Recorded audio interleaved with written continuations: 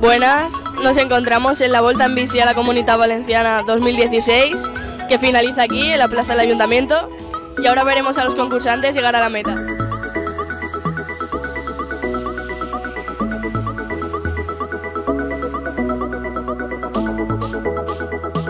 Una de las curiosidades de esta edición de la Volta en Bici a la Comunitat Valenciana es que no se celebraba desde el año 2008, o sea que hace 8 años que no se celebra y ahora se reanuda.